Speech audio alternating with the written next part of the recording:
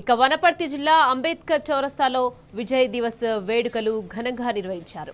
KCR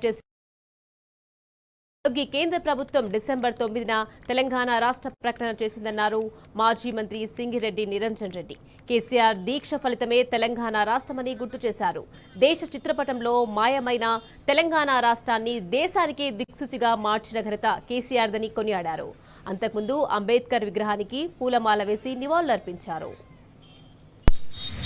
2009 November 29 నాడు ప్రారంభించినటువంటి కేసీఆర్ గారి ఆమరణ నిరాహార దీక్ష ఆవిడ కొద్ది రోజుల పాటు నుంచి డిసెంబర్ 9వ తేదీ నాటి కేంద్ర ప్రభుత్వం తెలంగాణ ఏర్పాటు కోసం కట్టుబడి ఉన్నట్టు తక్షణమే నిర్ణయం ప్రకటించడం అనేటువంటిది ఆ రోజు తెలంగాణ చరిత్రలో మర్చిపోలేనటువంటి దినం.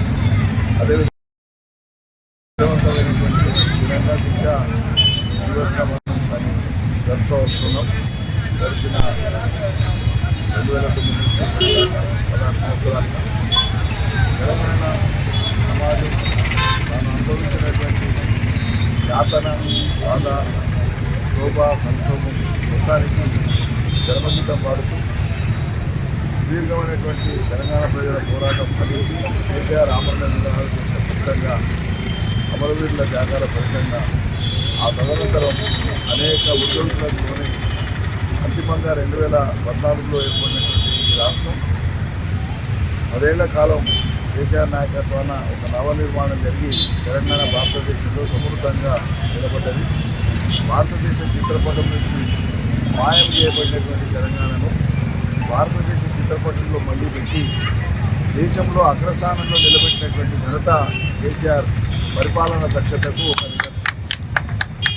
దురదృష్టవశాత్తు ప్రజలు ఈ 2 ఏళ్ల కాలంలో తామేమనుభవిస్తున్నారో అర్థమైపోతున్నది. స్థాయి లేని అధమ స్థాయిలో ఉండేటువంటి రాజకీయ నాయకత్వం వల్ల తెలంగాణకు ఆంధ్ర ప్రయోజనాలకు తలచేటువంటి విధంగా లేదా వాళ్ళ ప్రయోజనాలు నెరవేరేటువంటి విధంగా ప్రత్యక్షంగా ఆంధ్ర వాళ్ళు పరిపాలన చేస్తున్నటువంటి కనిపిస్తే తెలంగాణ స్పృహతో పరిపాలన చేసేటువంటి మనకు కనిపిస్తలేదు. ప్రజలు దీన్ని స్పష్టంగా అర్థం చేసుకుంటున్నారు. రాబోయేటువంటి రోజులలో మళ్ళీ కేసీఆర్ నాయకత్వాన్ని తెలంగాణలో మరోసారి ప్రభుత్వం ఏర్పడి మిగిలినటువంటి మన కర్తవ్యాన్ని పూర్తి చేయడం అనేటువంటిది మన బాధ్యతగా తీసుకుంటాం. జై తెలంగాణ.